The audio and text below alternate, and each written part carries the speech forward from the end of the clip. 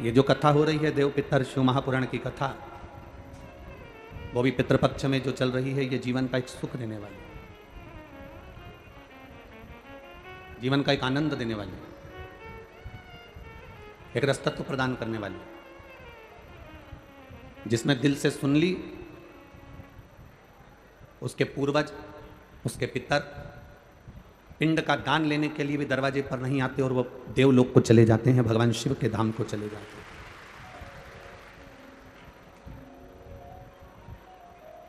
कितनी सुंदर कहती है शिव महापुराण की कथा, कहती है एक देवराज नाम का ब्राह्मण, वो देवराज नाम का ब्राह्मण चोरी का धन ले जाकर भगवान शंकर के मंदिर में पहुंच जाता है और उस मंदिर में रहकर कुछ देर की शिव महापुराण की कथा सुन लेता है। कुछ देर,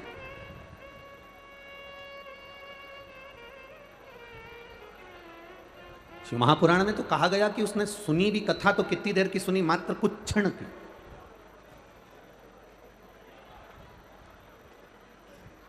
केवल कुछ क्षण की कथा श्रवण। और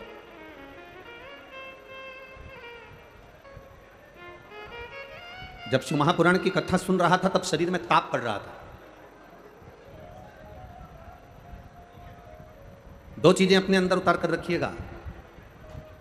शरीर में अगर ताप बढ़ता है, शरीर में बुखार बढ़ता है, शरीर में कष्ट बढ़ता है, तो भोजन छूट जाता है। आप में से कई माताएं ऐसी बैठी होंगी, कई भाई लोग ऐसे बैठे होंगे कि बुखार रहे शरीर में, थोड़ा सा कष्ट रहे शरीर में, तो भोजन अच्छा नहीं लगता। बोलो रिजीजियों कोटा वाली, सही है कि गलत है? भोजन अच्छा लगता है क्या? नहीं।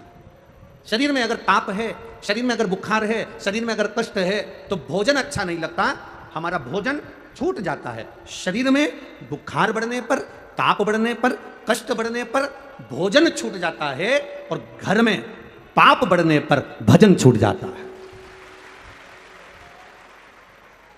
जैसे जैसे हमारे घर में पाप बढ़ना प्रारंभ होता है, कोई गलत काम हो रहा है, कोई गलत चीज हो रही है, गलत धन आ रहा है, गलत संपदा आ रही है, गलत दौलत आ रही है, गलत चीजें हो रही हैं, तो हमारा पाप बढ़ता चले जाता है। पाप बढ़ा कि हमारा भजन, हमारा कीर्तन, हमारा मंत्र जाप, हमारा नाम जाप, हमारा स्मरण छूट जाता है।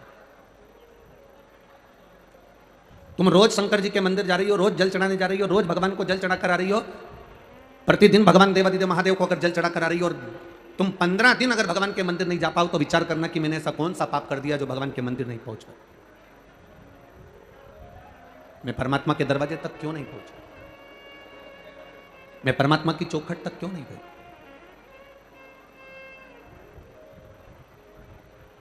आप रोज रोज अगर मंदिर तक जा रहे हो, 5 दिन की शिव महापुराण की कथा है ये जो कोटा को मिली है। कितने दिन की है? 5 दिन की। दिल से सुन लोगे तो ये झोली खाली नहीं जाएगी, ये भरा कर चली जाएगी। दिल से सुन लो। जब घर से चलो तो ये विचार कर कर चलना कि मेरे को जहां जगह मिल जाएगी मैं बैठ जाऊंगी। सुन लो, अपने मुख से कुछ नहीं बोलकर केवल भगवान की कथा का रसतत्व ग्रहण करते चलो। शंभु शरणे पड़ी मांगू घड़ी रे घड़ी, दुख तारू दया करी दर्शन, दया करी दर्शन। दिल से सुनो इसको। आप जितने भावों से सुन लोगे उतने भाव से परमात्मा दे दे। देवराज ब्राह्मण चोरी का धन लेकर शिवालय तक पहुंच गए। अब आप कहोगे कि गुरुजी ये तो चोर था, चोरी का धन लेकर शंकर जी के मंदिर पहुंचा था, ये अच्छी बात थोड़ी ना है कि चोरी का धन लेकर शिव जी के मंदिर में जाना, चोरी का धन लेकर भगवान के मंदिर में पहुंचना, ये अच्छी बात थोड़ी ना। हम एक बात कहना चाहेंगे आपसे, जिंदगी में कितना भी पाप हो जाए, जिंदगी में कितना भी आपने झूठ बोल लिया, जिंदगी में आपने कितना भी अपशब्द कह लिया, मनुष्य की देह में आने के बाद आपने कितना भी पाप करा हो, कितना भी झूठ बोला हो, कितना भी छल करा हो, पर शिव महापुराण की कथा कहती है इतना जरूर स्मरण रखना, इस शरीर से कितना भी पाप हो जाए पर भगवान का दरवाजा कभी मत छोड़ना, उसके दरवाजे पर जाते रहो।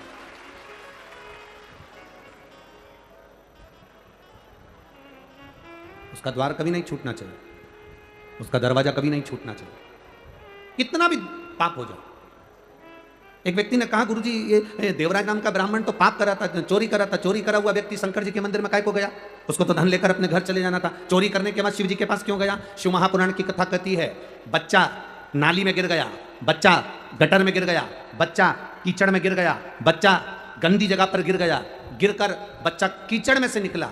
मोहल्ले के लोग, कॉलोनी के लोग, सोसाइटी के लोग, जहां रहने वाले लोग हैं वो उस बच्चे को गले से नहीं लगाएंगे, उस बच्चे को चुप नहीं करेंगे, बच्चे से दूर से बोलेंगे भैया चुप हो जा, भैया चुप हो जा, भैया पानी ला दो, इसको पानी दे दो। मोहल्ले के लोग उस बच्चे को पानी दे देंगे, मोहल्ले के लोग उस बच्चे को चुप कराने का प्रयास करेंगे, पर मोहल्ले के लोग बच्चे को गले से नहीं लगाएंगे। मोहल्ले के लोग कभी उसको गले से नहीं लगाएंगे। बच्चा जब पानी में गिरता है, बच्चा जब कीचड़ में गिरता है, बच्चा जब गंदी जगह पर गिरता है, उसको गले लगाने वाला कोई नहीं होता। उसको गले लगाने वाला केवल उसकी माँ और उसका पिता, दो होते हैं जो बच्चे को गले लगा लेते हैं। बच्चा कितना भी कीचड़ में गिर गया, बच्चा कितनी भी गंदगी जगह में गिर गया, बच्चा कितनी भी गंदगी में गिरा हो, पर माँ बाप ये नहीं देखते कि मेरा बेटा कीचड़ में गिरा कि गंदगी में गिरा। माँ बाप तो उसको चुप कराने के लिए अपने गले से लगा लेते हैं, अपने गले से उसको लगाकर अपनी गोदी में बिठा लेते हैं। उसी तरह जैसे गंदे बच्चे को भी माता पिता अपने गले से लगाते हैं, उसी तरह व्यक्ति कितना भी पाप करा हो, मेरा महादेव उसको गले से लगाता जरूर है। वो अपने हृदय से लगाता है। कर लिया उसने पाप, गलत काम हो गया, पर उसको अपने हृदय से।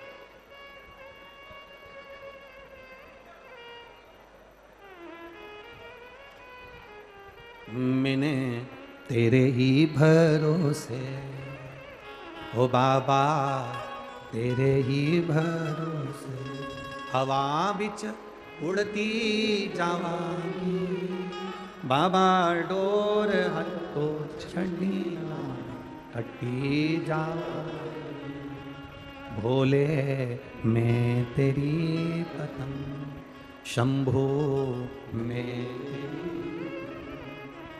हम कितने भी पाप कर्म कर बैठे हो, हम कितना भी झूठ बोल बैठे हो, हम कितना भी गलत कर्म कर बैठे हो, पर महादेव के मंदिर में एक लोटा जल जब हम लेकर पहुंचते हैं, देवाधिदेव महादेव के मंदिर में शंकर जी को एक लोटा जल जब हम धीरे धीरे दिल से बाबा का गुणगान कर कर समर्पित करते हैं, बाबा जान जाता है कि ये पापी है, झूठा है, छली है, कैसा भी है, पर मेरा बेटा है, इसलिए मेरे दरवाजे पर आया है, मुझे गले लगाना।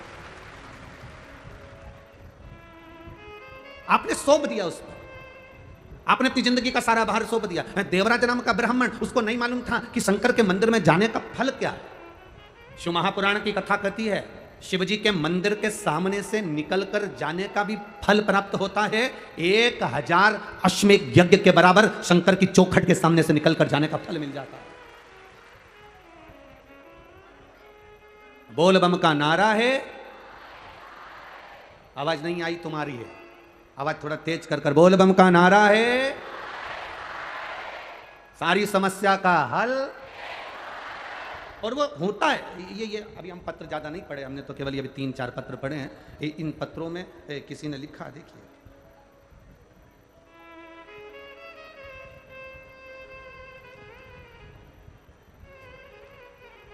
जिला कोटा, तहसील रामगंज मंडी, नाम लता तिवारी, गांव धरनावद, क्या नाम है, तुम समझ गए ना, बस चलेगा, ठीक है। और मोबाइल नंबर ये है। कहीं बैठी हैं, दिख गई क्या, कहाँ बैठी हैं? हाथ हिलाओ जरा, हाँ जी दिख गए, ठीक है। एक बार वापिस हाथ हिला दो। श्री शिवाय नमस्तुभ्यम। गुरुदेव, मैं क्या वर्णन करूं, मेरी सास के गले में बहुत बड़ी गठान हो गई थी, खाना छूट गया था, डॉक्टरों को दिखाया तो डॉक्टरों ने कहा इसका ऑपरेशन होगा और गठान है, शायद ये जांच के लिए मुंबई जाएगी और बड़ी बीमारी के योग हैं। गुरुदेव अब करें क्या? डॉक्टरों ने कह दिया कि गठान बड़ी है, इसका इलाज भी होगा, ऑपरेशन भी होगा और जांच के लिए भी जाएगी, और कुछ कह नहीं सकते। तब मेरी बेटी ने उनसे कहा, दादी माँ आप शिव जी की कथा सुना करो, कभी 2 बजे आती, कभी 1 बजे आती, आस्था चैनल पर आती है। आसन लगा कर दिल से सुनना, शिव जी को 1 लोटा जल चढ़ाकर उसका आचमन करना। दादी कैसे जाए, शरीर का कष्ट था, जाना आना बड़ा मुश्किल था, खाना तो बहुत पहले से छूट गया था कि खाना भी नहीं खा सकती थी गठान के कारण। बेटी शंकर जी के मंदिर जाती, जल चढ़ाकर कटोरी में पानी झेलकर अपने ला कर देती। मैं बाबा का क्या वर्णन करूं गुरुदेव, जिस गठान का ऑपरेशन 10 दिन के अंदर होना था, मैंने बाबा से कहा बाबा ज़्यादा दिन नहीं हमारे पास में, आप कुछ ऐसी कृपा करो कि गठान गल जाए। जिसका ऑपरेशन 10 दिन के अंदर होना था, बाबा की कृपा से शिवजी पे चढ़े हुए जल को पीकर 10 दिन के अंदर गठान गल गई गुरुदेव, और मैं बाबा को यहाँ प्रणाम करने के लिए आया। ये शिव तत्व। ठीक हो जी, हाथ हिला दो एक बार वापिस। हर हर महादेव। बैठिए। श्री शिवाय नमस्ते। एक पत्र और आया है, देखिए। मैं यशोदा राठौर, निवासी भेस रोड गढ़, ठीक है, समझ रहे हो ना तुम लोग? हाँ, बस तुम समझ जाना, बाकी के तो चैनल वाले सब समझ जाएंगे, ठीक है। मैं यशोदा राठौर, निवासी भेस रोड गढ़, जिला चित्तौड़गढ़, राजस्थान से हूँ। कहीं बैठी हैं? कहीं बैठी हो तो हाथ हिला देना। एक तो पंडाल भी तो इतने सारे लगे हैं, अभी तक कथा में 3 पंडाल लगते थे, यहाँ तो 8-10 लगा मारे तुम लोगों ने, बहुत सारे हो। कहीं बैठी हो तो हाथ हिला सकती हैं। मैं यशोदा राठौड़, निवासी भैंस रोडगढ़, जिला चित्तौड़गढ़, राजस्थान। मोबाइल नंबर ये है। जिन्होंने पत्र में लिखा है, गुरुदेव 3 साल से मेरे दाहिने पैर की नस ब्लॉक हो गई थी। डॉक्टर ने कहा था तुम्हारा शरीर धीरे धीरे ये पाँव ब्लॉक होते चले जाएगा। नसें काम करना बंद करती जा रही थी। एक बीमारी के अंतर्गत शरीर से चलना बंद हो गया था। गुरुदेव सारी दवाइयाँ कराई, बड़े से बड़े हॉस्पिटल में, बड़े से बड़े शहर में जाकर इलाज करवाया, पर आराम नहीं मिला। तब हमारी पड़ोसन ने कहा कि शिवजी पे चढ़ी हुई बेलपत्र खिलाओ। हमने वो शंकर भगवान पर चढ़ी हुई बेलपत्र देना प्रारंभ करी, और बाबा की कृपा से, आप कहते हो ना गुरुजी, पंडाल में बैठकर जो मांगा जाता है वो मिलता है। हम उनको लेकर अगस्त के महीने में दतिया की कथा में पहुंच गए। दतिया की कथा में हमने 3 दिन कथा सुनी और बाबा से प्रार्थना करी कि बस पाँव से चलना प्रारंभ कर दें, इनके शरीर की नसें ब्लॉक हो गई हैं, डॉक्टर के हिसाब से ये चल नहीं पाएंगे। हमने बाबा से प्रार्थना करी। दतिया से 3 दिन बाबा को झोली पसार कर नमन कर कर वापिस आए, और बाबा की, आप कहते हो गुरुजी 3 महीने में बाबा सुनता है, 2 महीने के अंदर चलना प्रारंभ कर दिया और नसें खुल गई डॉक्टर के हिसाब से, कि अब ठीक है। यह शिव तत्व है। ओ घड़ी शंभु शरणे पड़ी, मांगू घड़ी रे दुख का, दया करी ने दर्शन। देवराज नाम का ब्राह्मण चोरी कर रहा, धन लेकर शिवजी के मंदिर में चला गया। अच्छा करो चाहे बुरा करो, पर भगवान का मंदिर कभी मत छोड़ो, भगवान का दरवाजा कभी मत छोड़ो। अगर आप भगवान का दरवाजा नहीं छोड़ोगे तो भगवान भी तुम्हारा हाथ जिंदगी में कभी नहीं छोड़ने वाला है, ये निश्चित। शिक्षा और परीक्षा ये दोनों अलग अलग है। ये कोटा की जो नगरी है, ये तो वैसे भी एजुकेशन में, विद्या में, पढ़ाई में आगे रही है। यहाँ पर पूरी दुनिया के बच्चे कोटा में कोचिंग करने के लिए आते हैं। यहाँ शिक्षा का केंद्र बिंदु है।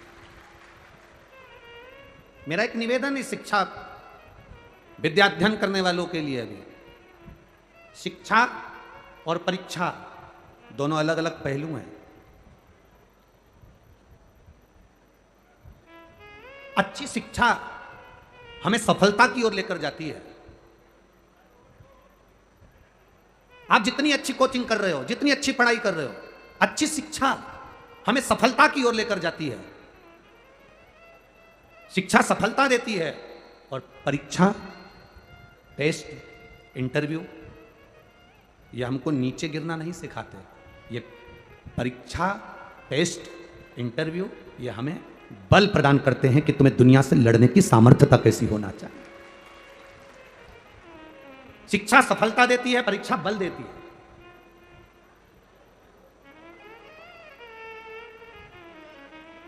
पर ना जाने क्यों कोटा के विद्या केंद्र को, कोटा के शिक्षा केंद्र को कोटा की एजुकेशन को ना जाने क्यों लोग, हम ये नहीं कहेंगे कि कोई, ना जाने लोग क्यों बदनाम कर कर कोटा से शिक्षा के केंद्र को फिर धीरे धीरे दबाना चाहते हैं। मेरा निवेदन बच्चों से, विद्या अध्ययन करने वालों से, पढ़ाई करने वालों से कि तुम्हारे माता पिता ने तुम्हें पढ़ने के लिए भेजा, तुम्हारे माता पिता ने ये नहीं कहा कि वापिस लौट कर आएगा और अच्छे से टेस्ट देकर आएगा। नहीं, अगर तू अच्छे से पढ़ेगा नहीं, अच्छे से विद्या अध्ययन नहीं करेगा, तेरा अगर कंपनी में नहीं होगा, तू अच्छी एजुकेशन धारण नहीं करेगा, तो माता पिता ने ये नहीं कहा कि तू लौट कर मत आना। माता पिता ने ये कभी नहीं कहा कि तू वापिस मत आना। माता पिता कहते हैं पढ़ने के लिए जा रहे हो, विद्या अध्ययन करने के लिए जा रहे हो, चिंता मत करना, दिल से पढ़ाई करना, दिल से पढ़ाई कर कर दिल से इंटरव्यू देना, दिल से टेस्ट देना, दिल से परीक्षा देना। पास हो गए कोई बात नहीं, असफल भी हो गए कोई बात नहीं, तुम्हारे माता और पिता का घर तुम्हारे लिए इंतजार कर रहा है। तुम्हारे माता पिता का घर तुम्हारे लिए इंतजार कर रहा है। ये महादेव का जो घर होता है, महादेव का जो मंदिर होता है, महादेव का जो शिवालय होता है, भगवान शंकर का जो देवालय होता है, ये होता क्या है? मेरे महादेव हैं कौन? जगत के पिता।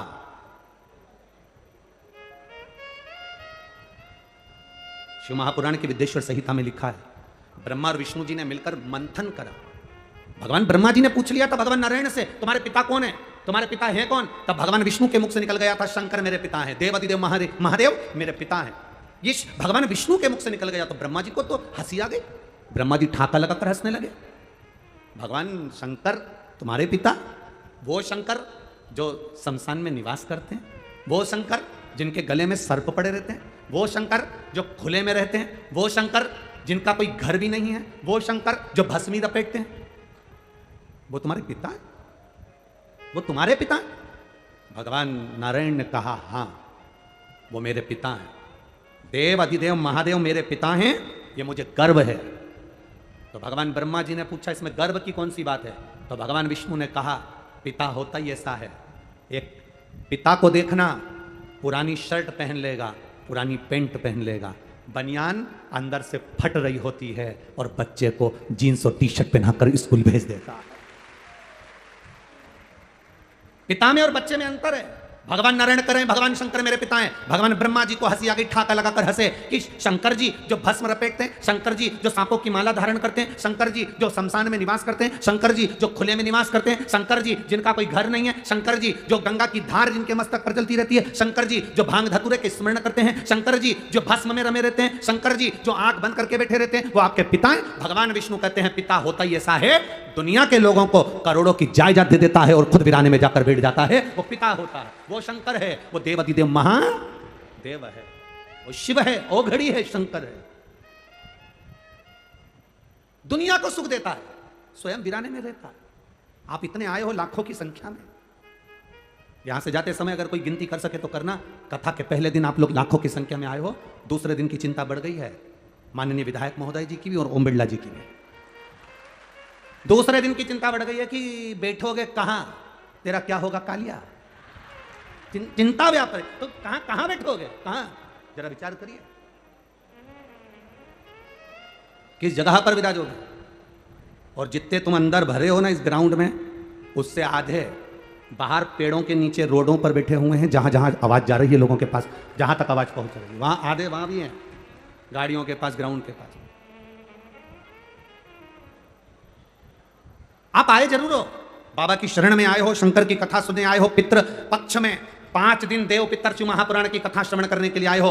आप आए जरूर हो, पर इतना स्मरण करना, इतना ध्यान रखना कि तुम अकेले नहीं आए हो, कथा सुनने के लिए तुम अकेले नहीं पहुंचे हो। पितृ पक्ष में पितरों के देवता आर्यमा अपने घर के पितरों को पृथ्वी पर भेजते हैं। जब हम शिव महापुराण की कथा सुनने जाते हैं तो हमारे घर के अपनी दरवाजे की देहली के पितर भी कथा सुनने के लिए पंडाल में आते हैं, वो भी कथा सुनने। आज आपको और हमको कोटा की धरा पर अपने आप को गौरवान्वित होना चाहिए। अभी तक हम पंडालों में कथा सुनते थे तो हम खुद सुनते थे, पर आज हम अपने घर के दरवाजे से निकलकर कथा के पंडाल तक पहुंचे हैं तो हम अकेले नहीं जा रहे। हमारे पूर्वजों को, हमारे पितरों को, हमारे आहूतों को, हमारे वासुकों को हम लेकर जा रहे हैं जो कि कथा। तुमने नहीं कहा कि तुम चलो, फिर भी वो कथा सुनने के लिए तुम्हारे पीछे पीछे आए, कथा सुन पहुंचे हैं। देवराज चोरी करा, धन लेकर शिवजी के मंदिर गया, मंदिर से बाहर निकला, मंदिर में बार बार लोग चिल्ला कर रहे थे हर हर महादेव। तो देवराज को गुस्सा आ रहा था, क्रोध आ रहा था, देवराज का मन चिढ़ रहा था। कई लोग ऐसे हैं जिनको सनातन धर्म अच्छा लगता है, उनको कोटा में शिव महापुराण अच्छी लगेगी। जिनको सनातन धर्म से नफरत है, उनको शिव पुराण में भी कहीं ना कहीं एब नजर आएगा।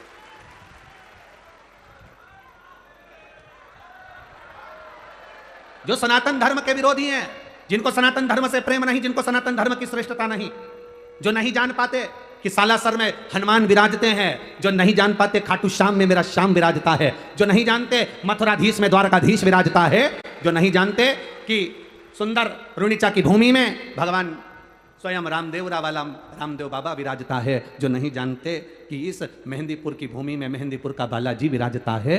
सारी दुनिया का लोग कहते हैं शिक्षा का केंद्र बिंदु कोटा है, राजस्थान है। हम कहते हैं पूरी दुनिया के पूर्वजों, पितरों और उनके पूर्वजों का केंद्र बिंदु भी राजस्थान ही है। केंद्र बिंदु ये एक शब्द नहीं बोलते, कोई पानी की टंकी दान कर देता है तो वहां लिखा रहता है भामाशाह। बोलो बोलो, सही है कि गलत है? अरे जम के तो बोलो रे कोटा वालों, सही है। हमने तो सुना था कोटा वाले बोलते बहुत हैं, पर तुम लोग तो ऐसे चुप होके बैठे हो कि जवाब भी नहीं दे रहे हो। राम जी, तो तुम जो पूछा जाए तब बोलो है, बाकी के टाइम तो चुप रहो तो अच्छा है। तो लोग लिखते थे कोई ने पानी की टंकी दान करी तो के भामासा, कोई ने साइकिल दान करी तो के भामासा। भामासा का मतलब मालूम है तुम लोगों को? कौन था भामासा? महाराणा प्रताप जब जंगल में चले गए, सारी सत्ता जब विधर्मियों ने ले ली, तब एक राजस्थान का ऐसा सेठ जिसका नाम था भामाशाह, उसने महाराणा प्रताप के पास में जाकर कहा मेरी विरासत की सारी जायदाद तेरी है, पर इन मुगलों को मारकर फिर सत्ता स्थापित कर। वो भामाशाह ने अपनी सत्ता, अपनी विरासत, अपनी सत्ता, अपना वैभव, अपना धन, अपनी दौलत, अपनी संपदा सब दे दी महाराणा प्रताप को संभाल, और फिर वापिस सनातन धर्म की स्थापना कर। वापिस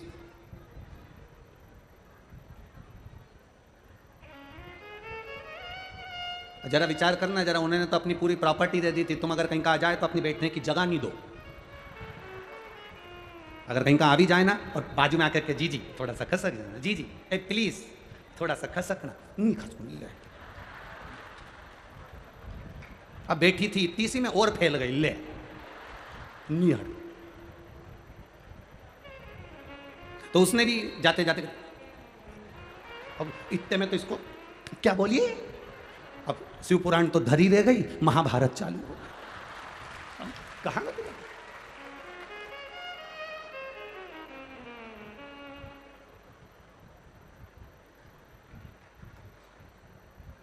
अरे भाई, शिव कथा कह रही है, शिव महापुराण की कथा कह रही है। देवराज गलत है, पर शंकर जी के चरणों में पहुंच गया। कैसे हो आप शंकर के द्वार जाओ, कितना भी गलत काम करा हो तो भी शंकर के द्वार जाओ। दुनिया के लोग हंसे तो भी शंकर के द्वार जाओ। जल चढ़ाने जाओ तो लोग ताना दे तो भी शंकर के दरवाजे जाओ। आग लगे बस्ती में, क्या किसको रोइए, चादर तान के, कुछ भी हो, अपने को भगवान की भक्ति नहीं छोड़ना। मीराबाई तुम्हारी मोहल्ले की थी, बोलो सही है?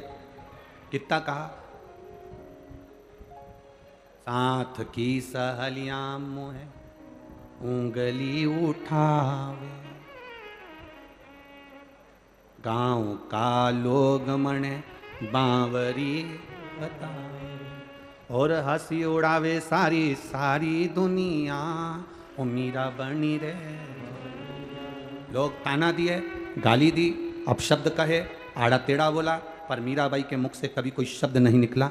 मीराबाई जानती थी इनसे मुख मिलाऊंगी उतनी देर प्रभु का गुणगान गाऊंगी तो उस परमात्मा के करीब चली जाऊंगी। इनसे मुख मिलाऊंगी, उससे अच्छा उसका भजन।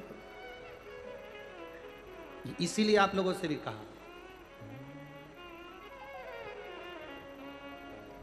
अपनी किस्मत का ताला,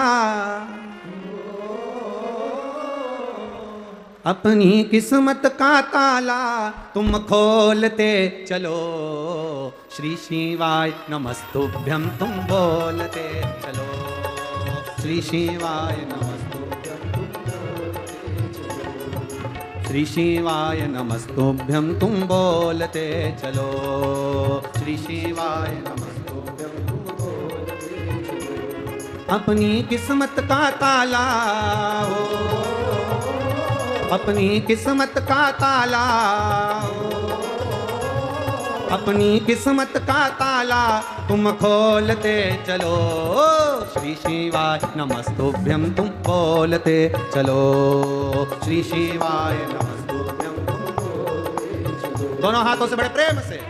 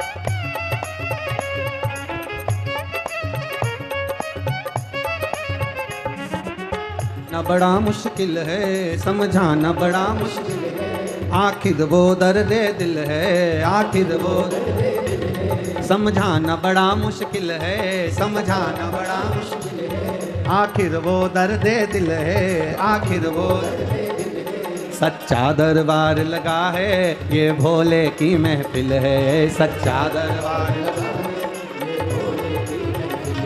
सच्चा दरबार लगा है, ये भोले की महफिल है, सच्चा दरबार लगा है, नैनों को डमरू वाले का हो, नैनों को काशी वाले का हो, नैनों को डमरू वाले का दीदार चाहिए, वो काशी रहने वाला भोलानाथ चाहिए, वो काशी रहने वाला, वो काशी रहने वाला भोलानाथ चाहिए, वो काशी रहने वाला भोलानाथ चाहिए। अपनी किस्मत का ताला,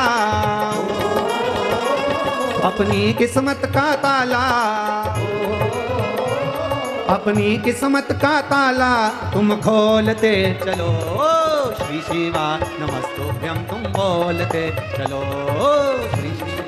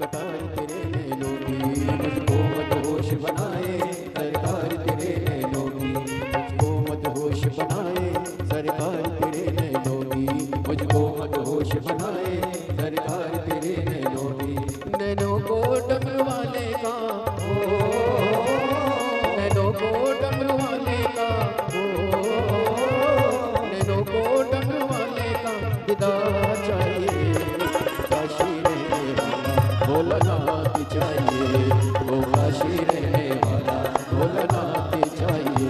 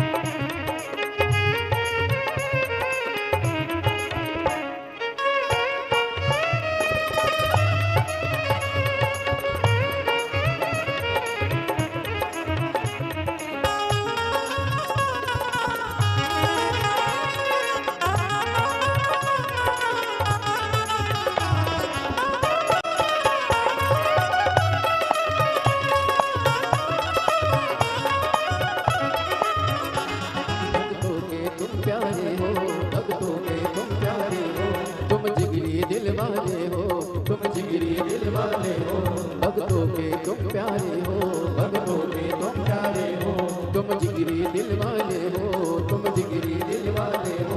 कितनों पे डोरे डाले तेरे नैन बड़े मत वाले, कितनों पे डोरे डाले तेरे नैन बड़े मत वाले। नैनों को भोले बाबा का हो, नैनों को भोले बाबा का हो, नैनों को भोले बाबा का दीदार चाहिए। वो काशी रहने वाला भोलानाथ चाहिए, वो काशी रहने वाला भोलानाथ चाहिए। अपनी किस्मत का ताला हो, अपनी किस्मत का ताला हो, अपनी किस्मत का ताला तुम खोलते चलो। श्री शिवाय नमस्तुभ्यं तुम खोलते चलो, श्री शिवाय नमस्तुभ्यं तुम खोलते चलो। श्री शिवाय नमस्तुभ्यं तुम बोलते चलो। अपनी किस्मत का ताला, अपनी किस्मत का ताला, अपनी किस्मत का ताला तुम खोलते चलो। श्री शिवाय नमस्तुभ्यं तुम बोलते चलो।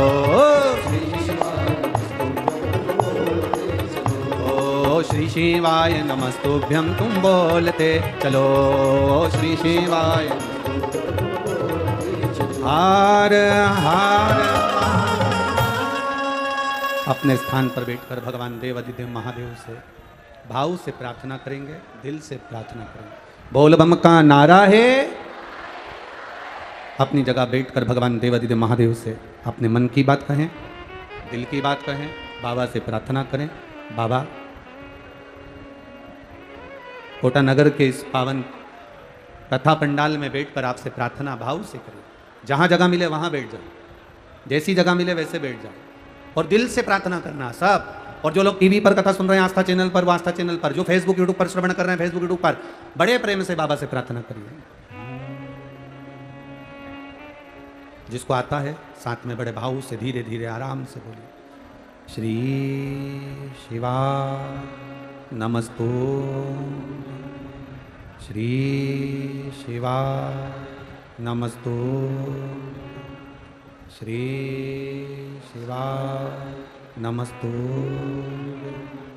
श्री शिवा नमस्तो, श्री शिवा नमस्तो।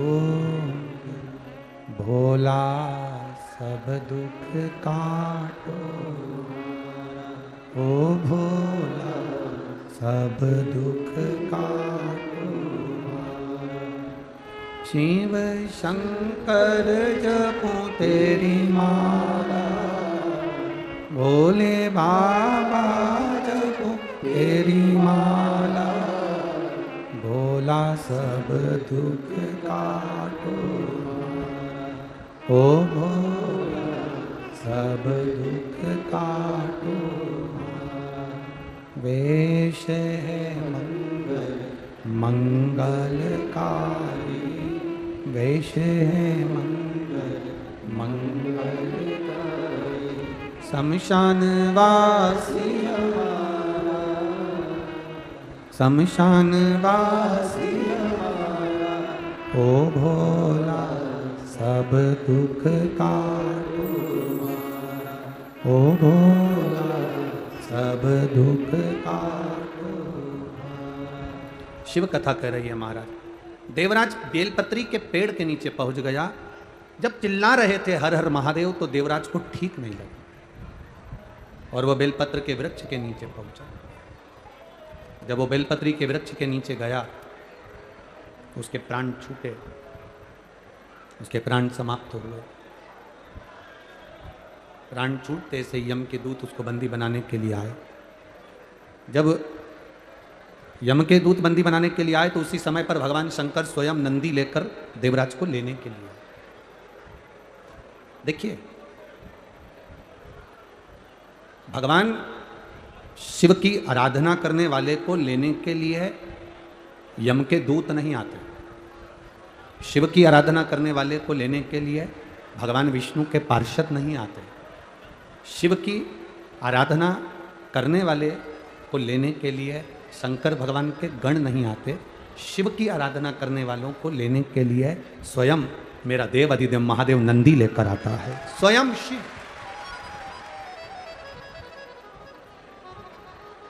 स्वयं मेरा शंकर आता है, स्वयं।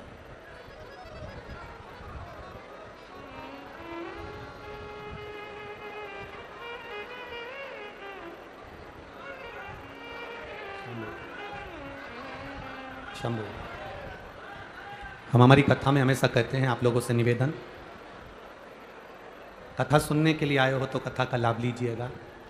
टाइम पास करने के लिए तो किसी दूसरे महाराज को भी बुला सकते हो जो तुम्हारा समय बर्बाद करे और समय निकाले। आपसे निवेदन पहले भी करा है, अपने घर से 2 पानी की बोतल लेकर चलो। बोलते हैं कि नहीं बोलते? बोलो, जम के बोलो जरा। बोलते हैं ना?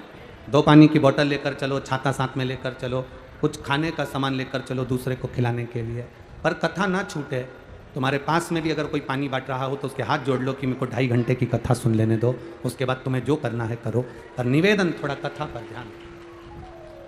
बहुत ये विधायक जी ने, माननीय श्री संदीप शर्मा जी ने बहुत भाव से इस कथा को लिया है और अपने क्षेत्रवासियों के लिए, कोटावासियों के कल्याणार्थ लिया। हम तो कहेंगे एक बार माननीय विधायक महोदय जी संदीप जी शर्मा जी के लिए जोरदार ताली बजाओ, जिन्होंने इतनी मेहनत कर इस कथा को लिया। दिल से सुन लो। अपने घर से आओ तो 2 पानी की बोतल साथ लेकर चलो, जो तुमको लगता है वो प्रेम से लेकर चलो। कथा में तुम्हें नींद आए तो गादी तकिया भी साथ लेकर चलो, मना नहीं है, पर दिल से सुनना। कथा शिव की कथा है।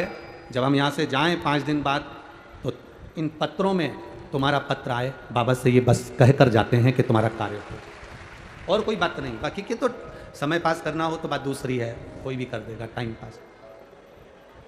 शिव तत्व को जाना। देवराज को लेने के लिए ना तो भगवान विष्णु के पार्षद आए, देवराज को लेने के लिए ना इंद्रलोक से कोई आया, देवराज को लेने के लिए ना कोई यमलोक से आया। देवराज को लेने के लिए स्वयं देवाधिदेव महादेव नंदी लेकर पधारे। स्वयं शिव, शंकर भगवान के गण भी नहीं आते लेने के लिए। शंकर को जल चढ़ाने वाले को लेने के लिए शंकर के गण कभी नहीं आते। शंकर को जल चढ़ाने वाले को लेने के लिए कभी शिव के गण नहीं आएंगे और ना यमदूत आएंगे। शंकर को जल चढ़ाने वाले का हाथ महादेव पकड़ते हैं, इसलिए महादेव ही उसको लेकर जाते हैं। अकाल मृत्यु वो मरे जो काम करे चंडाल का, काल उसका क्या बिगाड़े जो भक्त हो महाकाल का। जो शिव की आराधना करने वाला होता है उसका बाल बांका संसार का कोई मनुष्य नहीं कर सकता। बस अपनी मति शिव के चरणों में रखना। हमने पहले एक बार कथा में कहा था, आप लोगों के ध्यान में होगा, संत की मति, संत की मति और ग्रस्त में रहने वाले की श्रीमती, ये दोनों कंट्रोल में होना चाहिए। ये जितनी संयम में रहती है उतनी जिंदगी का सुख आपके जीवन में प्राप्त होता है। हम ये नहीं कह रहे कि तुम श्रीमती को दबा कर रखो, वो दबने वाली नहीं है। हमारा तो इतना सा कहना है कि मति और श्रीमती ये दोनों सही जगह सही स्थान पर बुद्धि कंट्रोल में, अर्थात कोई ऐसा शब्द ना बोला जाए जिससे किसी के हृदय को ठेस पहुंचे, किसी के चित्त को ठेस पहुंचे। मति को भी सही जगह लेकर जाइए, सत्संग में, भजन में, कीर्तन में। कोई बीमार है उसकी सेवा में, कोई कष्ट में है उसके कष्ट को मिटाने के लिए मति को भी सही जगह लेकर जाइए, और अपनी श्रीमती को भी गलत जगह पर नहीं, कहीं इधर उधर गलत जगह पर नहीं, श्रेष्ठ जगह पर लेकर जाइए कि सही जगह वो पहुंचे। देवराज ने 5 मिनट की कुछ क्षण की शिव महापुराण की कथा को सुना था। सुनकर देवराज बेलपत्री के वृक्ष के नीचे चला गया था। वहां उसको याद नहीं रहा कि यह बेलपत्री का वृक्ष है। बेलपत्री की छांव में उसके प्राण छूट गए। बेलपत्री की छांव में उसके प्राण छूट गए।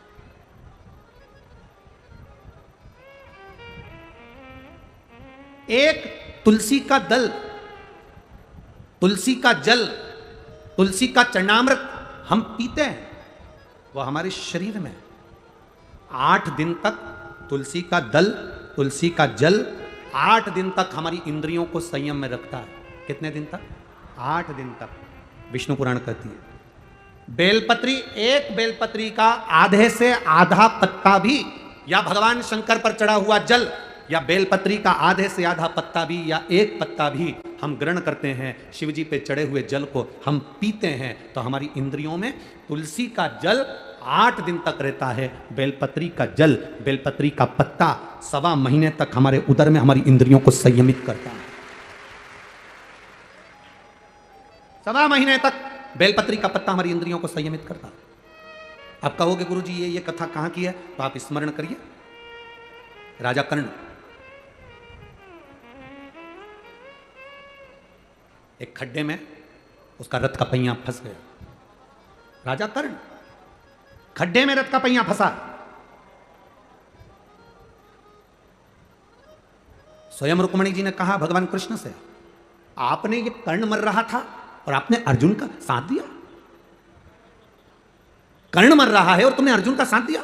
भगवान कृष्ण कहते हैं, सुन रुक्मणी, ये कर्ण की गलती है। अभिमन्यु पानी देखकर मरते समय पानी मांग रहा था, पर अभिमन्यु को पानी नहीं दिया गया। पास में छाजल पड़ी थी, बोतल पड़ी थी, छाजल, ये बोतल तो अब आ गई, छाजल पानी का एक कपड़ा होता था जो पानी भरा रहता था। छाजल पड़ी है पानी की, पर कर्ण ने पानी नहीं दिया। आखिरी में वो पानी जहां गिरा था वहां कीचड़ हो गया था रथ के चलते चलते चलते चलते, और कर्ण का रथ उस खड्डे में फंस गया। मरते समय अगर जल दे देता तो कर्ण पानी के खड्डे में डूब कर नहीं मरता। मरते समय जल नहीं दे पाया। स्वामी, राजा कर्ण का रथ खड्डे में फंस गया, वो मर गया, मारा गया। 16 दिन तक राजा कर्ण का अंतिम संस्कार नहीं हुआ था। 16 दिन राजा कर्ण को अंतिम अग्नि संस्कार नहीं किया गया, अंतिम संस्कार नहीं किया। क्यों? उस युद्ध के मैदान में कोई जाने को तैयार नहीं था। उस युद्ध के मैदान में कोई पहुंचने को तैयार नहीं था। कर्ण की पत्नी वृषाली और सुप्रिया दोनों को मालूम पड़ा कि मेरा पति मर गया। कर्ण की पत्नी को मालूम पड़ा, वैशाली को और सुप्रिया को मालूम पड़ा हमारा पति मर गया। पहले कर्ण के 10 बच्चे थे, 10 लड़के थे। 10 लड़के में से 9 लड़के कर्ण के युद्ध के मैदान में मर चुके थे। केवल एक लड़का जीवित था जिसका नाम वृषकेतु था। केवल एक वृषकेतु जीवित था। और सुप्रिया जो भगवान शंकर की आराधना में डूबने वाली थी, शंकर की आराधना में रमने वाली थी, और सुप्रिया को मालूम पड़ा कि मेरा पति मर गया और मरे हुए आधा घंटा निकल चुका है, पति के प्राण छूट चुके हैं। कोई गिद्ध, कोई पशु, कोई पक्षी, कोई जानवर, कोई जलचर, कोई थलचर उसको ना खा जाए, उसकी गति ना बिगड़ जाए, उसके शरीर को कोई भक्षण ना कर जाए, कोई असुर उसके ऊपर आक्रमण ना कर जाए, उसके शरीर के कोई टुकड़े ना कर दे। सुप्रिया आंख से आंसू बहा रही है। कर्ण की दोनों पत्नियां वृषाली और सुप्रिया रो रही हैं। बेटे वृषकेतु ने आकर कहा, मां पिता मर चुके हैं, पिता शांत हो गए, पिता के प्राण छूट गए, मां पिता चले गए, पिता समाप्त हो गए। और उस जगह पर समाप्त हुए हैं जहां पर युद्ध हो रहा है, वहां से बॉडी को उठाना, शव को उठाना कठिन है। आसपास युद्ध चल रहा है, बीच में पिता और दुश्मनों का खेमा है, करा क्या जाए। सुप्रिया ने अपने बेटे वृषकेतु से कहा, केवल एक काम कर वृषकेतु, केवल एक काम कर, मेरा पति मर गया, उसके शरीर के पास में जा, युद्ध के मैदान में कहीं अगर बेलपत्र का वृक्ष हो, उस बेलपत्र के वृक्ष में से एक बेलपत्र तोड़कर मेरे पति के नजदीक में या उसके शरीर के पास ले जा। मां, उस युद्ध के मैदान में जहां पिता का शव पड़ा है, चारों तरफ युद्ध हो रहा है, कैसे जाएंगे? वो बेलपत्री का फल क्या होता है? बेलपत्री के वृक्ष की एक पत्ती का फल क्या होता है? शिव महापुराण की कथा कहती है, देव पितर, शिव महापुराण की कथा कहती है कि ये पितृपक्ष 16 दिन जो कर्ण को मिले हैं वो साधारण नहीं थे। एक बेलपत्र का पत्ता वृक्ष केतु तोड़ता है, तोड़कर वृक्ष केतु युद्ध के मैदान में रथ पर सवार होकर युद्ध लड़ता लड़ता पिता के नजदीक में जाता है, रथ चलता रहता है, वृक्ष केतु नीचे कूद जाता है और कर्ण का 10वें नंबर का बेटा छोटा, 9 बेटे मर चुके थे राजा कर्ण के, कर्ण स्वयं मर चुका था, एक बेलपत्र उठाकर वृक्ष केतु ने राजा कर्ण के नजदीक में उसके पास में उस बेलपत्र को रख दिया। उस बेलपत्र को रखने का फल क्या हुआ वो देखिए कि कर्ण के प्राण छूटने के बाद कर्ण को मरा हुआ आधा घंटा निकल चुका था, बेलपत्र रखते से ही कर्ण के प्राण यमदूत बंदी बनाकर जो लेकर गए थे, तब चित्रगुप्त महाराज के सामने प्राण खड़े थे और चित्रगुप्त महाराज ने कहा, क्या चाहते हो कर्ण? कर्ण कहता है, मुझे भूख लग रही है। राजा चित्रगुप्त ने कहा, जाओ सोने की पुड़ी लाओ, चांदी की सब्जी लाओ, हीरे की गुलाब जामुन लाओ, पीतांबर की थाली लाओ, सोने की पुड़ी, भजिया, जलेबी, हीरे और पन्ने के दिए गए। तो कर्ण रोने लगा कि मैं ये कैसे खाऊंगा, मुझे अन्न तो दो। इतने में चित्रगुप्त महाराज ने कहा, तूने मृत्यु लोक में रहकर सबको सोना चांदी हीरा पन्ना दिया, पर कभी अन्न का दान नहीं करा, तो तुझे अन्न मिले तो मिले कैसे, प्राप्त कैसे हो, कैसे मिलेगा? राजा कर्ण ने कहा, अगर मैं भूखा रहूंगा तो अच्छी बात नहीं, आप कृपा कर दो। क्या कृपा? बस एक कृपा कर दो कि मुझे कुछ दिन पृथ्वी पर भेज दो, जिससे मैं ब्राह्मणों का भोजन या दीन जन का भोजन करा सकूं। अब तो तुम मर चुके हो, प्राण छूट चुके हैं, मर चुके हो, प्राण छूट चुके हैं। ये अब हो ही नहीं सकती, होनी अनहोनी तो ये तो हो गई जो होना था। इतने में राजा कर्ण ने कहा, मेरी धर्म पत्नी सुप्रिया शंकर की आराधना करती थी, उसका कोई फल नहीं होगा, उसका कोई फल नहीं। चित्रगुप्त महाराज ने कहा, उसका फल अगर होता तो थोड़ी देर में देवादिदेव महादेव इस यमलोक के नजदीक में होते। शिव नहीं आए। चित्रगुप्त महाराज क्या देख रहे हैं कि सामने से वृषभ ध्वज, वृषभ पर चढ़कर, नंदी पर चढ़कर मेरे देवादिदेव महादेव सामने से आ रहे थे। चित्रगुप्त महाराज पहचान गए कि जरूर इसकी धर्म पत्नी का पुण्य इसके खाते में, धर्म पत्नी का पुण्य इसके खाते में आया है। जैसे ही देवादिदेव महादेव सामने आए, राजा कर्ण ने हाथ जोड़ा, हाथ जोड़कर राजा कर्ण कहते हैं, बाबा ए मेरे शंभु, ए मेरे त्रिकालदर्शी कैलाशी अविनाशी, मैंने सोना दान करा, हीरे दान करे, पन्ना दान करा, पीतांबर दान करा, अंबर दान करा, मैं अन्न दान नहीं कर पाया। बाबा मैं अन्न नहीं दे पाया। कर्ण रो रहा था, शंकर देख रहे थे। शिवजी देखकर राजा कर्ण से कहते हैं, कर्ण क्यों चिंता करता है? ए बाबू, चिंता करने की जरूरत नहीं है, तेरी धर्म पत्नी ने तेरे शव के पास एक बेलपत्र रख दी थी, वो बेलपत्र का फल यह होगा। चित्रगुप्त महाराज, अभी तक इसके प्राण या इसका शरीर समाप्त नहीं हुआ है, एक काम करो, 16 दिन के लिए इसके शरीर को किसी दूसरे का रूप धारण कराकर मृत्यु लोक में भेज दीजिए। वो बेलपत्र का फल यह था, एक बेलपत्र का पुण्य यह था। राजा कर्ण का शरीर वापिस जीवित करा गया, एक शरीर तो पड़ा रहा कर्ण का, और कर्ण दूसरा शरीर धारण कर कर संत ब्राह्मण वृंद जन, गरीब जन, दीन जन सबको भोजन कराते रहे। भोजन कराते कराते कराते कराते लाखों लोगों को कर्ण ने भोजन कराया। देव अधिदेव महादेव देखकर मुस्कुरा रहे थे कि कर्ण भोजन कराते कराते तिलक लगा रहे थे, और तिलक लगाकर गिन रहे थे, एक ब्राह्मण को भोजन कराया, 2 ब्राह्मण को भोजन कराया, 3 ब्राह्मण को भोजन कराया, 4 ब्राह्मण को भोजन कराया, 5 ब्राह्मण को भोजन कराया, 5 संतों को भोजन कराया, 5 गरीब दीन को भोजन कराया। देव अधिदेव महादेव ने डमरू का नाद करा, डमरू का नाद कर बाबा जी ने कहा, अरे कर्ण अगर तिलक लगाएगा तो एक ब्राह्मण की गिनती में केवल एक ब्राह्मण आएगा। श्राद्ध पक्ष के अंदर अगर तू ब्राह्मण को भोजन करा रहा है तो तिलक लगाने की जरूरत नहीं, तो एक ब्राह्मण को भोजन कराएगा और बिना तिलक के दक्षिणा देगा तो 1000 ब्राह्मण का फल प्राप्त कर लेगा। कितना सुंदर कहा, डाक तिथि पर भोजन कराओ तो तिलक कर कर दक्षिणा दो, और अगर 16 श्राद्ध में मान लो चतुर्थी का श्राद्ध है, पंचमी का श्राद्ध है, द्वितीया का श्राद्ध है, तृतीया का श्राद्ध है, सप्तमी का श्राद्ध है, अष्टमी का श्राद्ध है, ब्राह्मण को बुलाया, साधुजन को बुलाया, गुरुजन को बुलाया, किसी को भोजन करने बुलाया, आपने दक्षिणा दी पर तिलक नहीं लगाया, तो ये मान लो पंचमी का श्राद्ध। पंचमी को तुमने कहा कि हमारे दादाजी शांत हुए थे, तुमको नहीं मालूम कि पंचमी पे और कोई भी गया होगा, तुम्हें उसका स्मरण नहीं है। जो जो पंचमी पर गए हैं वो सब तुम्हारे दरवाजे पर आकर खड़े होते हैं। अगर हमने दादाजी के निमित्त से तिलक लगा दिया तो केवल दादा को ही उसका भाग में प्राप्त होता है। अगर हमने तिलक नहीं लगाया तो पंचमी के दिन हमारे पूर्वजों में 71 पीढ़ी में कोई गया होगा पंचमी को, तो सबको उसका फल मिल जाता है, तो पितृदोष समाप्त हो जाता है। तिथि पर लगाओ, आप ऐसे जिमा रहे हो 16 श्राद्ध के अलावा आप तिलक करो, दक्षिणा दो, मनाना। बाकी का श्राद्ध पक्ष में आप जितना बन सकता है उसको प्रेम से आनंद से करो सेवा, जितने प्रेम से कर सकते हो आप खूब भाव से सेवा करो। एक बेलपत्र का फल यह हुआ कि कर्ण का शरीर 16 दिन के लिए वापस दिया गया। 16 दिन राजा कर्ण ने भोजन कराया, खूब भोजन कराया, खूब अन्न का दान दिया। आखिरी में जब कर्ण के प्राण छूटे, अंतिम संस्कार की जब घड़ी आई, बेलपत्र का फल यह था कि राजा कर्ण का अंतिम संस्कार करने की जरूरत नहीं पड़ी। देव अधिदेव महादेव की दृष्टि पड़ी, राजा कर्ण का शरीर और उसकी आत्मा सूर्य देवता में विलीन हो गई। ये कर्ण का एक आनंद सूत्र। सुप्रिया कर्ण की पत्नी आंख में आंसू ढालकर देवाधिदेव महादेव के चरणों में पहुंची।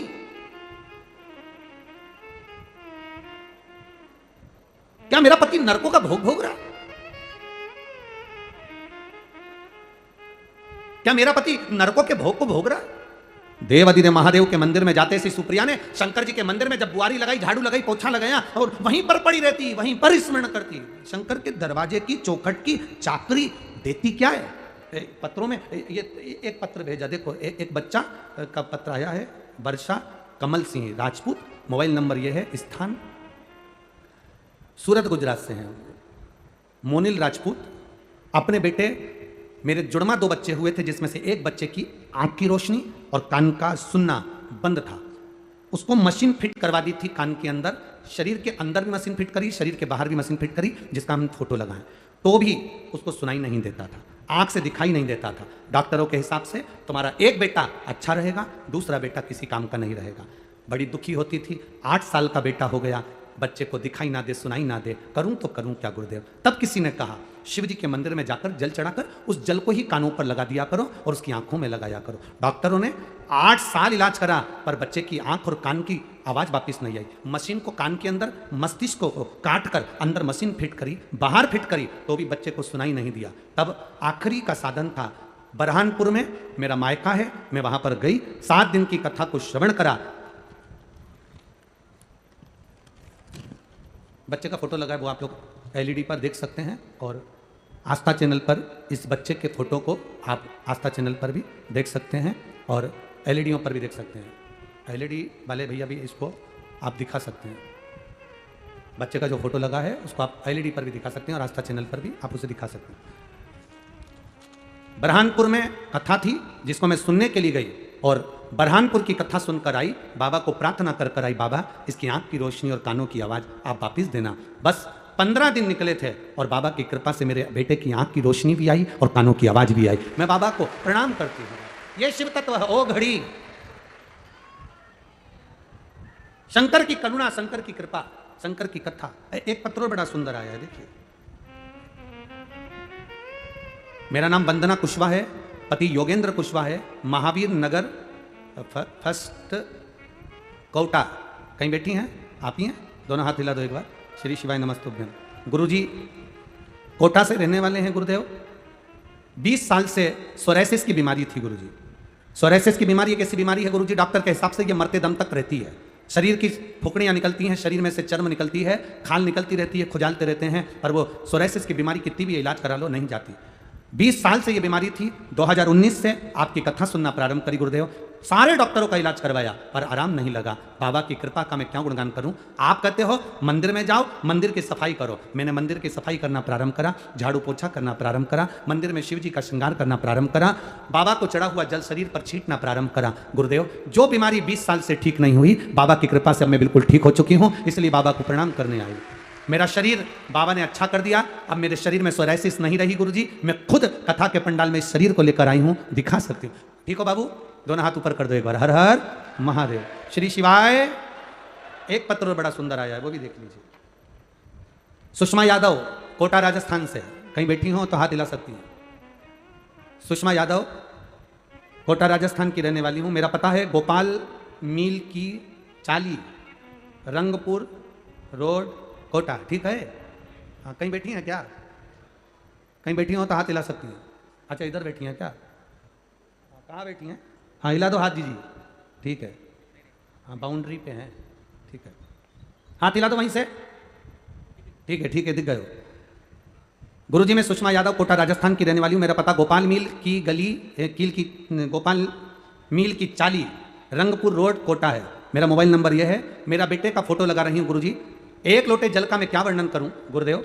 मेरा बेटा प्रदीप यादव 2014 से सरकारी नौकरी की तैयारी कर रहा था, पर उसकी नौकरी नहीं लग पा रही थी, 1 नंबर 2 नंबर से रह जाता था। बेटा हार चुका, आखिरी में उसने कह दिया माँ अब एक भी एग्जाम नहीं दूंगा क्योंकि मैं पास नहीं होता। मैंने बेटे से कहा तू चिंता मत कर, 2014 से अगर तू प्रैक्टिस कर रहा है, इतना प्रयास कर रहा है, वो सीओर वाला महाराज जिसकी कथा मैंने सुनना चालू करी है, अभी 2021 है, तो वो कहता है एक बार दिल से कथा सुनो, शंकर के मंदिर जाना चालू करो, बाबा सुनता जरूर है। मेरे बेटे से मैंने शिव मंदिर में जाने को कहा, 1 लोटा जल चढ़ाने को कहा। बाबा की कृपा का मैं क्या गुणगान करूं गुरुदेव। बेटा जाता था, मंदिर में जो बेकार दिए रखे रहते थे उनको उठाकर साइड में रख देता था। मंदिर पे चौखट पर गाय गोबर करके चली जाती थी तो बेटा पानी डालकर साफ कर देता था। गुरुजी मैं क्या वर्णन करूं, मेरे बेटे ने 2021 से बाबा के चरणों की सेवा चालू करी। अमृतसर पंजाब में रेलवे की नौकरी 2023 में उसकी लग गई है। मैं बाबा को यहाँ प्रणाम करने के लिए आई हूँ। बेटे का फोटो भी लगाया है, जिसके बेटे की नौकरी है। बधाई आपको बाबू, बहुत बहुत। दोनों हाथ हिला दो एक बार, श्री शिवाय नमस्ते। ये शंकर औघड़ी है, त्रिकालदर्शी, कैलाशी, अविनाशी। हम तो कहेंगे ये कथा संदीप जी शर्मा विधायक जी अगर करवाए हैं तो कहीं ना कहीं कोटा वालों पर मथुराधीश की, द्वारकाधीश की और भगवान देवाधिदेव महादेव की कृपा हुई है। ये कथा यहाँ ये बहुत बहुत साधुवाद है संदीप जी शर्मा जी आपको कि पितृपक्ष में कोटा की धरा पर आप इस कथा को लेकर आए हो, इसके लिए साधुवाद है। और मेरी माताओं, मेरी जीजियों, मेरे भाई और मेरे जीजाओं जितने बैठे हो, सावधानी से सुनना। बहुत थोड़े समय की कथा है, जितनी ले सकते हो जिंदगी में लो, बिना बात विवाद के आप इस कथा को ग्रहण करो। हो सकता है हमारी बात का आपको बुरा लगे, पर देखो इंजेक्शन मार, छोटे से बच्चे को इंजेक्शन लगवाती है तो माँ का दिल दुखता है, छोटा सा है, सिस्टर आराम से लगाना, डॉक्टर आराम से लगाना, छोटा सा है। पर सिस्टर डॉक्टर जानते हैं अगर इंजेक्शन सही से नहीं लगाऊंगी तो कहीं इसको पोलियो ना हो जाए, कहीं इसका शरीर बेकार ना हो जाए, कहीं से चेचक की बीमारी ना हो जाए। सिस्टर उसको गोद गोद के लगाती है जिससे ये बच्चा बाद तक, आखिरी तक अच्छा लगे। हमारी बात का बुरा लगे तो ये समझना भोलेनाथ जी इंजेक्शन जरा गोद गोद के लगा रहे हैं, इसलिए थोड़ा सा लग रहा है। तुम्हारी जिंदगी सवर जाए, तुम्हारा जीवन बड़ी मुश्किल से तो कोटा में आना हुआ, और कोटा मिली है कथा तो ले लो, जितना ले सकते हो बटोर लो इसको, जितना ले सकते। खाली न जाता कोई दर से तुम्हारे, मैं भी खड़ी हूं नन्ही बाहें अपने हृदय से लगा लो, गिरा जा रहा हूँ उठा लो, भोले अपने दर से अब तो न टालो, गिरी जा रही हूँ उठा लो। शिव कथा कर रही है। अब इनने कोई बेल तो बांधी नहीं, भभूति तो लगाई नहीं, नरियल मरियल तो कहीं बांध के आए नहीं, केवल शिव मंदिर में जाना है, 1 लोटा जल, दिखावे से नहीं विश्वास से चढ़ाना। भरोसा तुम्हारा पक्का होना चाहिए, कोई दूसरा नहीं करेगा। तुमको छींक आई ना, छींकना तुम्हें पड़ेगा। खांसी तुमको आई ना, खांसना तुमको पड़ेगा। खांसी तुमको आ रही हो और तुम अपनी बहू से कहो खांस खांस, बहू खांसेगी, बहू भी कह देगी सासू खांसी तो तेरे को आ रही है। छींकना तुमको आ रहा है और तुम मुंह खोल के बैठे तू छींकना तुझको आ रहा है, छींक तू। खांसी तुमको आई है तो खांसना तुमको पड़ेगा। भूख तुमको लगी है तो भोजन बोलो जम के, तुम्हें करना पड़ेगा। बुखार आया तो दवाई तुम्हें खाना पड़ेगी, पेट दुखा तो दवाई तुमको खाना पड़ेगी।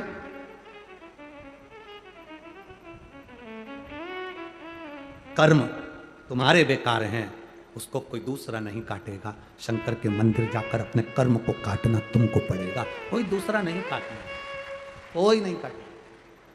मत बुरे कर्म कर बंदे वरना पछताएगा, भगवान की आंखों से तू बच नहीं पाएगा, तू बच नहीं पाएगा। अरे ओ अज्ञानी मत कर, अपने कर्म का भोग अपने को भोगना।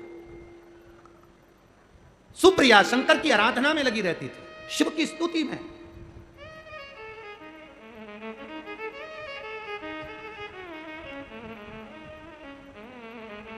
अपने बेटे को वृषकेतु को सुप्रिया ने एक बेलपत्र का फल जो दिखाया तो वृषकेतु भी जान गया कि बेलपत्र का रस तत्व क्या है। देवपितर गोपितर का वर्णन शिव महापुराण की कथा कहती है। पितरों के जो स्वामी हैं वो आर्यमा स्वामी हैं। आर्यमा देवपितर किसको कहते हैं? जैसे समाज में कोई अध्यक्ष हो जाता है, कोई उपाध्यक्ष हो जाता है, कोई सचिव हो जाता है, कोई मंत्री, कोई महामंत्री, कोई बन जाता है, ऐसे ही पितरों के जो देवता हैं वो आर्यमा हैं। पितरों के जो देवता हैं वो आर्यमा। आर्यमा ने एक निर्णय बना रखा है, अपना एक सभा बना रखी है। उस सभा में जो जीव अच्छा कर्म कर कर जाता है उसको एक पद पर प्रतिष्ठित कर दिया जाता है, जिसको देव पितर कहते हैं। देव पितर का काम क्या है? कोई तुमसे पूछे कि पितर और देव पितर में अंतर क्या है, पितर और देव पितर में अंतर क्या आता है, देव पितर का कार्य क्या है?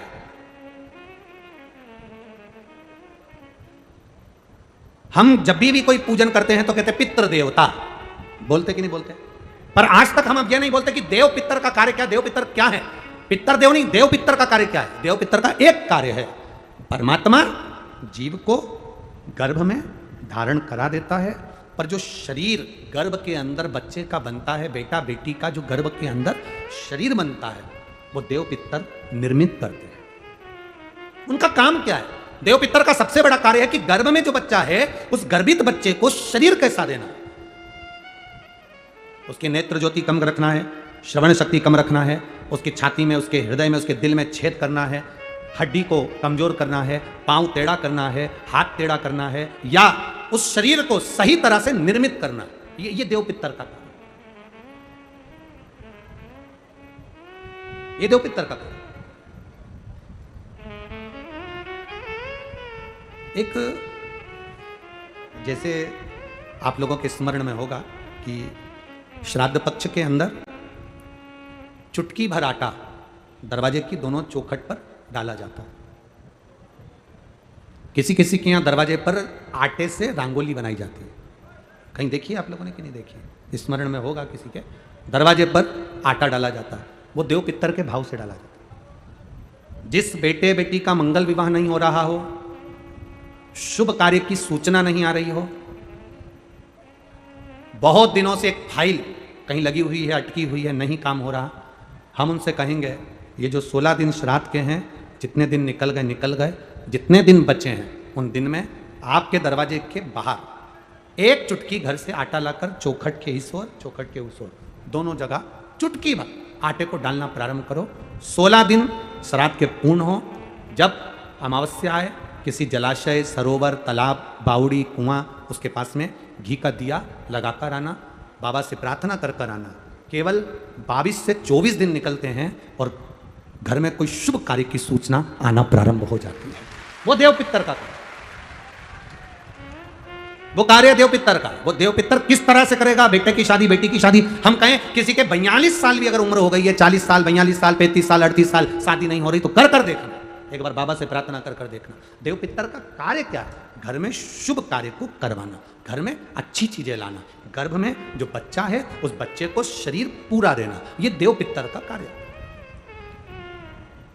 पितृदेव और देव पितर में बहुत अंतर है, बहुत अंतर।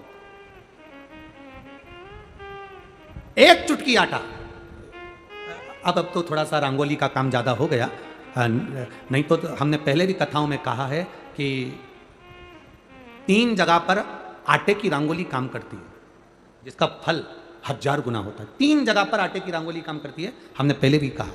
पहला, पितरों की पूजन हो रही हो, पितरों का पाटा भरा रहा हो, पितरों के लिए जोत लग रही हो, पितरों के लिए या अन्य स्थान पर कहीं पूजन हो, तो वहां पर आटे की रंगोली काम आती है। वहां पर रंग बिरंगी या पत्थर की रंगोली नहीं, मिट्टी की रंगोली नहीं, आटे की रंगोली काम आती है। दूसरे नंबर पर, तुम्हारे घर में यज्ञ हो रहा हो, घर के बाहर यज्ञ हो रहा हो, यज्ञ चल रहा हो, उस यज्ञ में 3 परिधियां बनती हैं ब्रह्मा विष्णु महेश की। देखिए आप लोगों ने, यज्ञ कुंड जो बनाया जाता है, उस यज्ञ कुंड पर पत्थर की रंगोली नहीं, मिट्टी की रंगोली नहीं, आटे की रंगोली डलना चाहिए। ये पहले डलती थी, अब लोगों ने फैशन में दूसरी डालना प्रारंभ कर दी।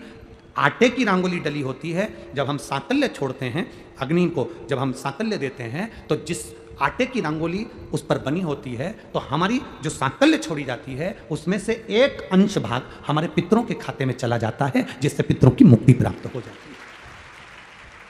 तीसरा, आटे की रंगोली तीसरी, घर में शादी हो रही हो, मंडप बंधा हो, उस मंडप के नीचे जब पूजन हो रही हो, उस समय पर पत्थर की या मिट्टी की रंगोली नहीं। अगर पंडित पूजन करा रहे हैं या मंडप की पूजन हो रही है, जिसके नीचे लड़का लड़की की भांवर होगी, दूल्हा बैठेगा, दुल्हन बैठेगी, वहां मिट्टी की रंगोली या पत्थर की रंगोली नहीं, उस जगह पर आटे की, हल्दी की रंगोली डाली जाती है। अब आपके यहाँ डालते कि नहीं डालते पता नहीं, पर हमारे यहाँ शास्त्र रीति करती है, ये 3 जगह की जो रंगोलियां हैं, ये हमको आटे की रंगोली डलने से। क्यों शादी के मंडप में पत्थर की रंगोली या मिट्टी की रंगोली क्यों नहीं डाली जाती? शादी के मंडप में, यहाँ दूल्हा दुल्हन की शादी होती है, वहाँ पंडित जी भी आटे की रंगोली डाल देते हैं, घर की बहन बेटियां आटे की रंगोली डाल देती है। उसका कारण क्या होता है? जिसकी शादी में मंडप के नीचे आटे की रंगोली डलती है, वहां पितरों को निमंत्रण नहीं देने की जरूरत पड़ती, वहां पितर उस वर कन्या को आशीर्वाद देते हैं, जिससे उनका वंश बढ़ता है, वंश रुकता नहीं। और यह निश्चित है, जिसकी शादी में, जिसके विवाह में आटे की रंगोली डलकर भांवर हुई होगी, उसके घर में संतान सुख रुक नहीं सकता, उसके यहाँ संतान का सुख होता ही है। जिसके यहाँ आजकल ये पत्थर रंगोली डाल देते हैं, डाल दिया और कर दिया बस, क्योंकि आजकल फैशन में तो दुनिया जी रही है, तो आटे की रंगोली कौन डाले, तो वो फैशन में चल गया, तो संतान की प्राप्ति में भी थोड़ा सा। अब तुम देखो पहले का समय, आज का समय कितना अंतर है हमारा।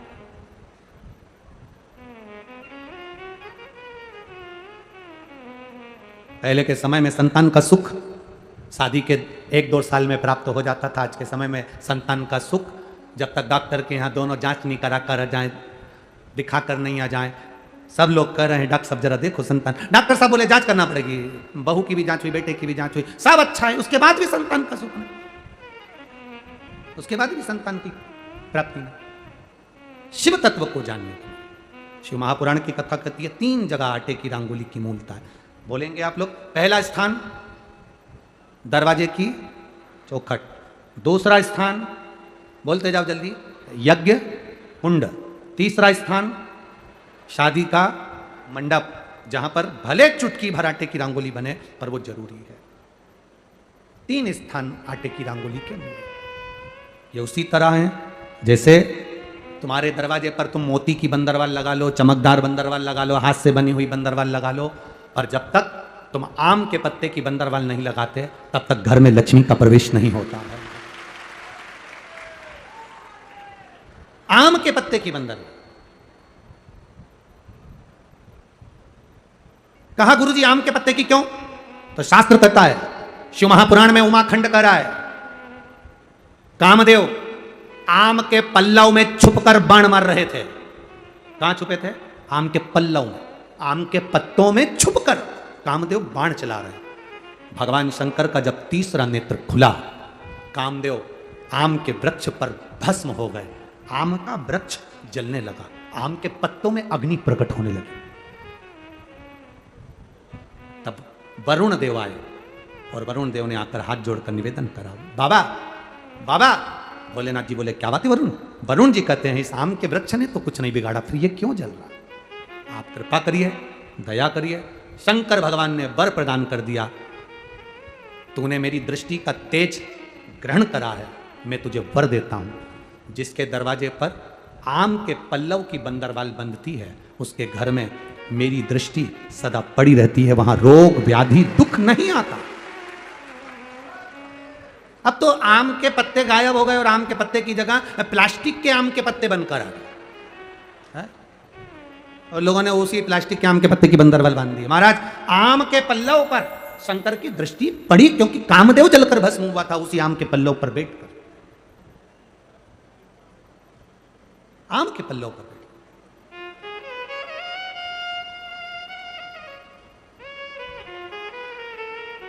महाराज, शिव कथा कर रही है, भगवान शंकर का संवाद कर रहा है, भगवान शंकर का स्मरण कर रहा है। जब सुप्रिया ने अपने पुत्र से कहा, वृषकेतु से कहा कि शिव भक्ति से भगवान शंकर को एक लोटा जल जब हम पितृपक्ष में भी समर्पित करते हैं तो हमारे पूर्वजों को वो जल प्राप्त होता है।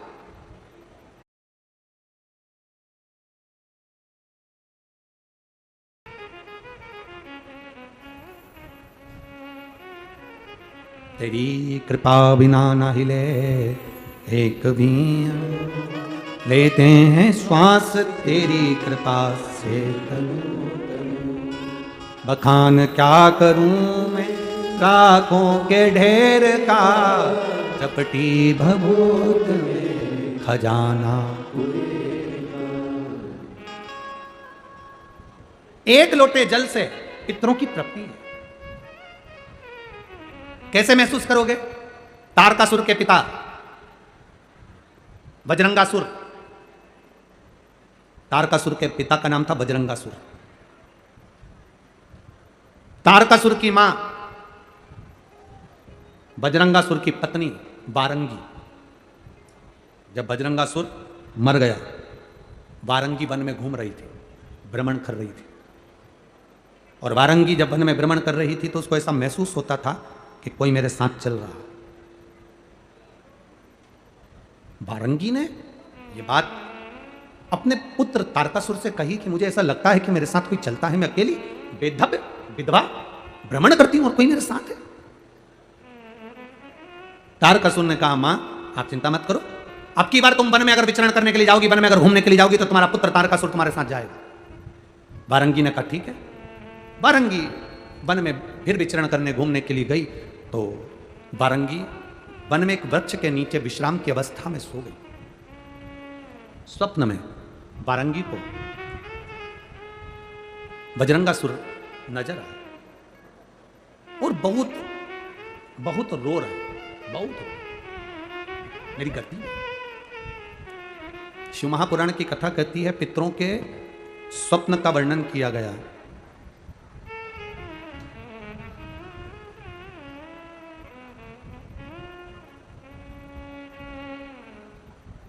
शिव महापुराण में पितृ, मरे हुए व्यक्ति जो चला गया, वो व्यक्ति तुम्हें रोता हुआ नजर आ रहा है तो समझ लेना कि घर में कोई व्याधि, कोई तकलीफ, कोई कष्ट आने वाला है। पितृ अगर रोते दिख रहे हैं तो व्याधि कष्ट आने वाला है। पितृ हंसते हुए नजर आ रहे हैं तो समझ लो कोई सुख की घड़ी हमारे यहां आने वाली है।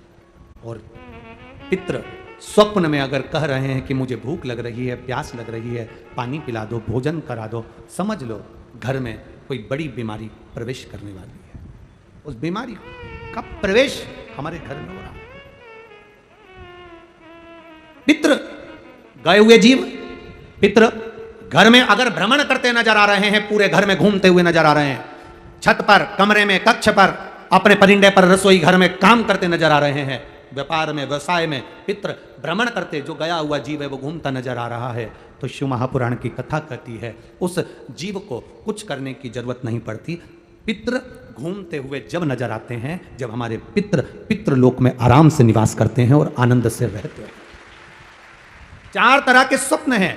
रोता हुआ देखना, हंसता हुआ देखना, भ्रमण करते हुए देखना, भूख और प्यास में व्याकुल देखना। इन चारों स्वप्न के लिए शिव महापुराण की कथा कहती है। ये 4 स्वप्न पितरों के, आप में से ऐसा नहीं कि कोई के सपने में नहीं आते। किसी को लगता है मेरे पीछे कोई आ रहा है, रात को एकदम सो रहे हो और सोते सोते भरचक नींद में सो रहे हो और एकदम तुम्हारी नींद चपट कर कोई स्वप्न देखते देखते या अचानक एकदम तिटकार खुल जाए, समझ लेना कि कोई पितृ की कृपा आप पर हुई है, कोई अनहोनी होने वाली थी, इसलिए उसने जगा दिया, जगा कर तुमको चेता दिया। ये पितृ कृपा से जगा कर चेता दिया उसने, ये पूर्वजों की कृपा से, पितृ कृपा से होता।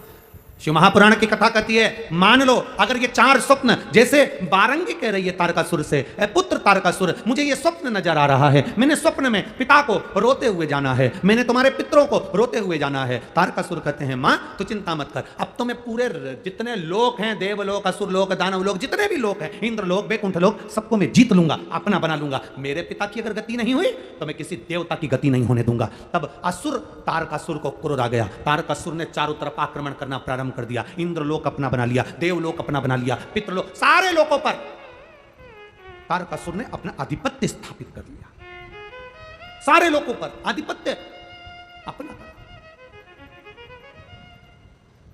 अब सभी लोक पर जब तारकासुर ने अपना आधिपत्य स्थापित कर लिया, तब आखिरी में तारकासुर एक ऋषिवर यज्ञ कर रहे थे, बारंगी के कहने पर तारकासुर उस ऋषि के पास चले गए। हाथ जोड़कर, तारकासुर ने अभी तक हाथ किसी के नहीं जोड़े थे, केवल वर चाहिए था तो ब्रह्मा जी के हाथ जोड़े थे, बाकी के किसी के नहीं जोड़े। आखिरी में हाथ जोड़कर ऋषिवर से कहा, बारंगी ने, मेरा पति मुक्ति नहीं है, मुक्ति नहीं।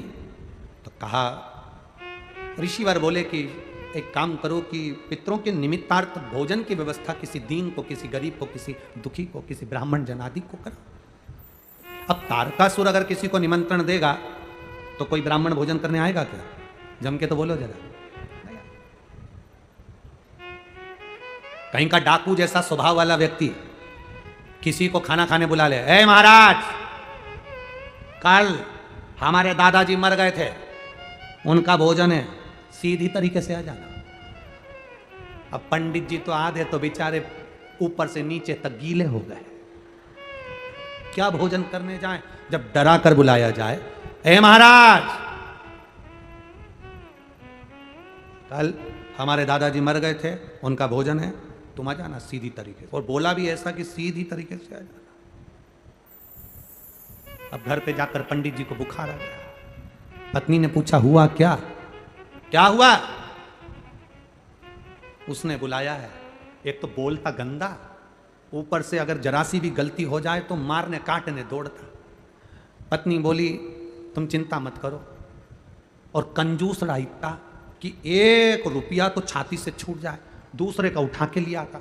अब दुख इतना हो रहा है कि हम खाना खाने का और हमारी धोती और कुर्ता भी ले लिया। तो पंडितायन ने कहा, तुम चिंता मत करो, तुम तो भोजन करने जाओ। चले जाऊं? हाँ। पक्का? पक्का। तू तेरी साड़ी तैयार रखना, मेरा भरोसा नहीं। पता नहीं बोली, फालतू की बात करते हो, दोनों बच्चों को ले जाओ। 2 से क्या होगा, तो 6 ही ले जाओ। उसने कहा 6 ही बच्चों को ले जाता हूं। उसको गुस्सा आएगा तो 7 में विभाजित हो जाएगा। 6 बच्चे गए, पंडित जी गए, भोजन करा।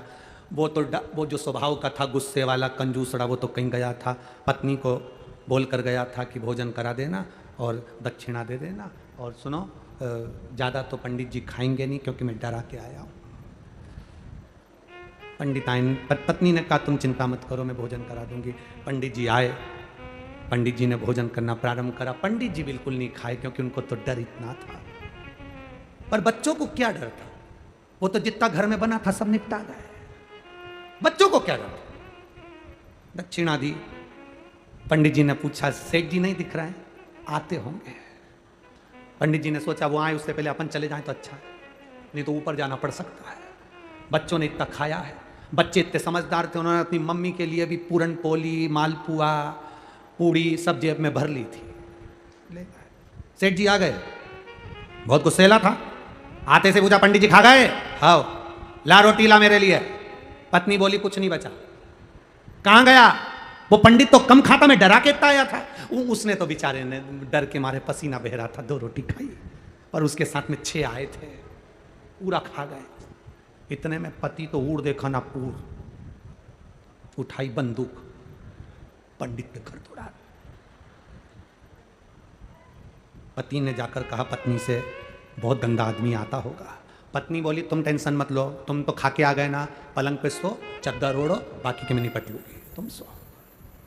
आते से उसने पंडित पंडित जो दरवाजा बजाया। पत्नी रोती हुई बाहर आई, आग लग जा, ना जाने मेरे पति को क्या खिलाया था, खा के मर गया, खाते से ही मर गया, तेरे यहीं से खा के आया था। और पत्नी ने उसके कपड़े पकड़े और उसको थाने ले जाने लगी। इतने में उसने तुरंत कहा, जी जी तेरे हाथ जोड़ो, जेब में से कमाई करके लाया था 50,000 रुपए, ये रख ले, किसी से मत कहना, फिर पाव करो तो किसी से मत कहना। इतने में पत्नी रोती, चले जा मेरे घर से। उसने बंदूक जेब में रखी, चुपचाप अपने घर चले गया। पत्नी ने अपने पति से कहा, उठ जा उठ जा, उठा। इसीलिए हमारे यहाँ नियम है, पंडित जी से पंडिताइन बहुत तेज होती है।